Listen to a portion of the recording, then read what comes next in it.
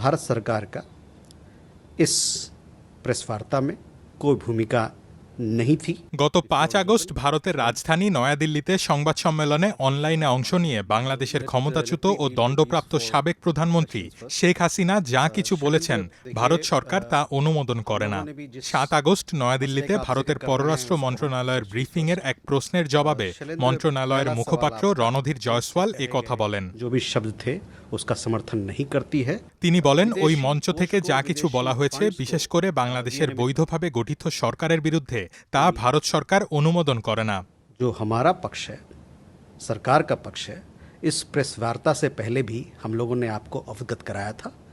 इसको एक बार फिर से मैं दोहराना चाहता हूं कि भारत सरकार का इस प्रेस वार्ता में कोई भूमिका नहीं थी। यह प्रेस वार्ता एक निजी मीडिया संस्था द्वारा आयोजित किया गया था।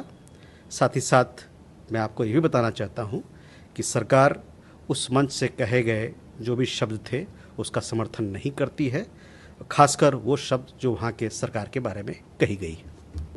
ব্রিফিংয়ে শেখ হাসিনার সংবাদ সম্মেলন নিয়ে একাধিক প্রশ্ন করেন সাংবাদিকেরা। জবাবে মন্ত্রণালয়ের মুখপাত্র জয়সওয়াল বলেন, ওই আয়োজন শুরুর আগেই ওই বিষয়ে আমরা আমাদের মনোভাব স্পষ্ট করে দিয়েছিলাম। সেই কথা আরও একবার বলেছি। আয়োজনটি ছিল একটি বেসরকারি মিডিয়া সংস্থার উদ্যোগ, তাতে সরকারের কোনো ভূমিকাই ছিল না। ওই মঞ্চ থেকে যা কিছু বলা হয়েছে তার কোনো কিছুই ভারত অনুমোদন বা সমর্থন করে না। Government had no role to play in what was an event by a private media entity and government does not endorse anything said at the forum, specially with regard to the duly constituted government of Bangladesh.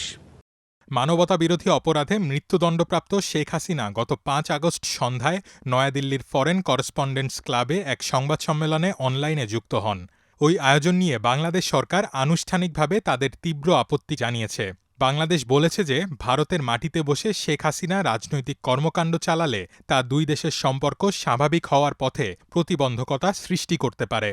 সেই আপত্তির বিষয়ে ভারতের পররাষ্ট্র মন্ত্রণালয় বলেছে, ওই আয়োজনের সঙ্গে ভারত সরকারের কোনো সম্পর্ক নেই।